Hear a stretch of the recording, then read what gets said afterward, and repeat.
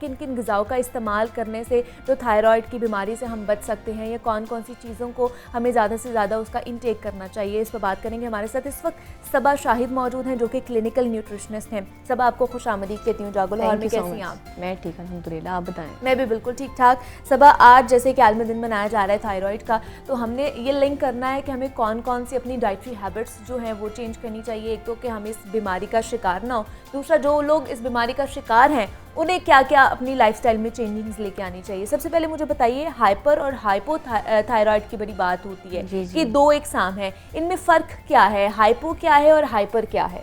अच्छा, अगर हम बात करें हाइपर थायराइडिज्म की, इसमें बेसिकली होता है कि मेटाबॉलिज्म बहुत ज़्यादा फास्ट हो जाता है। अच्छा, ठीक है। और इसके पेशेंट्स आप देखेंगे बहुत ज़्यादा लीन होते हैं इसके पेशेंट्स।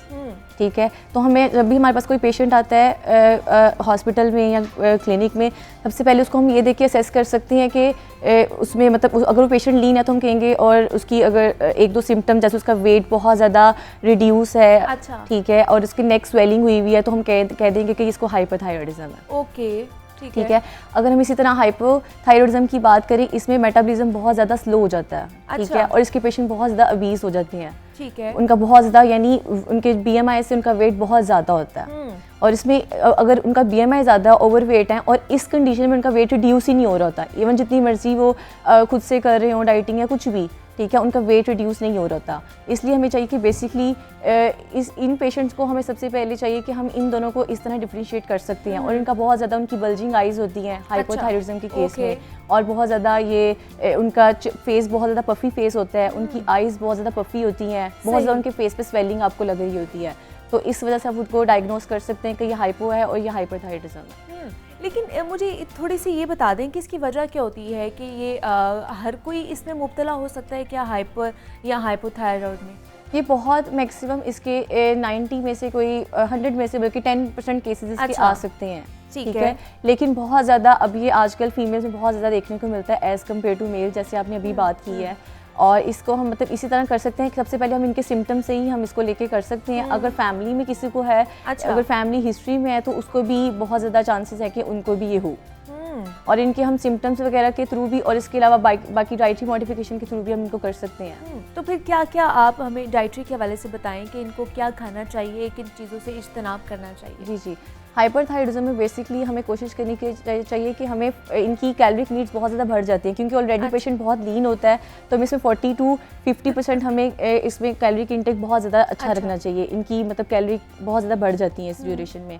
इसके अलावा हमें हाई प्रोटीन इंटेक करना चाहिए, यानी नॉर्मल 1 to 1.75 ग्राम पर kg बॉडी वेट के अकॉर्डिंग हमें इनकी प्रोटीन इंटेक भी यानी अच्छा रखना चाहिए। एडिक्वेट कार्बोहाइड्रेट का इंटेक भी करना चाहिए। इसके अलावा हमें फ्लूइड इंटेक में 3 to 4 लीटर्स पर डे इनका रखना चाहिए, अनलेस उनको कोई और इशू ना हो, किडनी का या कोई और इशू ना हो। ठीक है।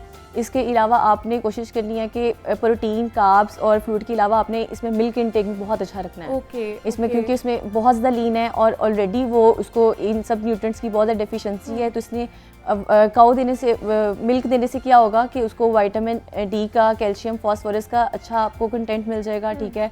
और ये भी उसके वेट गेन करने में बहुत ज़्यादा हेल्प आउट कर जाएगा, और इसको क्योर करने में भी बहुत ज़्यादा हेल्पफुल साबित होगा। जी जी। लेकिन जैसे बहुत से लोग कहते हैं कि ज़्यादा चीनी से भी और ज़्यादा नमक से भी इज्तनाब करना चाहिए। आयोडीन के हवाले से मैं जानना चाहूँगी कि जो पेशेंट्स हैं वो हाइपर के या फिर हाइपो के, उनको क्या रिकमेंडेशंस होती है आपकी तरफ? अच्छा, इसमें यह कि 500 ग्राम पर लीटर हमने हाइपरथायरॉयडिज्म में देना है। आयोडीन इंटेक इससे ज़्यादा नहीं करना। अच्छा, क्योंकि फिर बहुत ज़्यादा इसके एडवर्स इफेक्ट्स आ जाएंगे। अच्छा। और अगर हम हाइपोथायरॉयडिज्म की बात करें तो हमने per day 150 gram to 250 gram per day हमने आयोडाइज सोल्ट की फॉर्म में दे सकते हैं, या आयोडीन फूड की फॉर्म में भी दे सकते हैं। अच्छा। ठीक है। तो हमने इन रिकमेंडेशन को आपने ज़रूर ध्यान में रखना है कि हमने इससे ज़्यादा आयोडीन का इंटेक नहीं करना।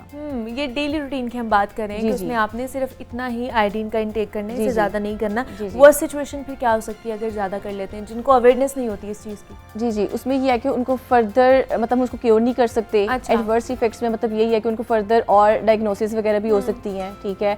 उनका अगर किडनी का में भी उनको प्रॉब्लम है तो उनको किडनी के इश्यूज़ बहुत ज़्यादा हो सकते हैं। अच्छा। ठीक है। और यूरिक एसिड, इन सब चीज़ों का बहुत ज़्यादा मसले मसाइल हो सकते हैं। जी जी। और बहुत से लोग हैं सप्लीमेंट्स का इस्तेमाल भी करते हैं, डाइटरी सप्लीमेंट्स का, वो हमें बताइए सबा कि वो करने चाहिए?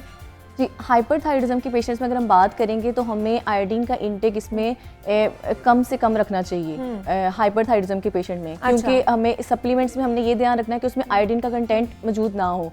लेकिन अगर हम हाइपोथायरिज्म की बात करेंगे तो उसमें हमने क्योंकि हाइपोथायरिज्म के पेशेंट में क्या होता है कि आयोडीन की अब्जॉर्प्शन बेसिकली नहीं हो रही होती। अच्छा, ठीक है, तो हमने सप्लीमेंट्स में आयोडीन का कंटेंट देखना है कि उसमें आयोडीन का कंटेंट ज़रूर हो, फिर ही हमने उनको सप्लीमेंट्स ये रिकमेंड करने हैं। उसके अलावा मतलब वो ना खाएं। जी जी, किसी से मशवरा लेके, और खासतौर पर जी। किसी न्यूट्रिशनिस्ट से या फिर किसी डॉक्टर से मशवरा लेके फिर ही खाएं। और एक ये भी मैं बात इसमें ऐड करना चाहूँगी कि इन दोनों की मेडिकेशन लाइफ टाइम चलती रहती हैं। अच्छा। डॉक्टर की रिकमेंडेशन के अकॉर्डिंग, और साथ साथ आप डाइट का ख्याल रखें ताकि आप इन सब चीज़ों से अवॉइड या प्रिवेंट कर सकें इन सब चीज़ों को। और दूसरा, ग्लूटेन फ्री डाइट के बारे में भी हमने बहुत सुना है, ये हमें बताइए। जी जी, इसमें बेसिकली कहते तो हैं कि ग्लूटेन फ्री डाइट देना चाहिए, लेकिन एज सच इसकी कोई भी रिसर्च अभी तक इसमें नहीं है कि ये देनी चाहिए, रिकमेंड करनी चाहिए। तो इसलिए हमें आयोडीन का कंटेंट और बाकी हमें अपने विटामिन्स और मिनरल्स वगैरह का कंटेंट को बैलेंस रख के फिर हमें चलना चाहिए। हमें बेसिकली ये नहीं देना चाहिए।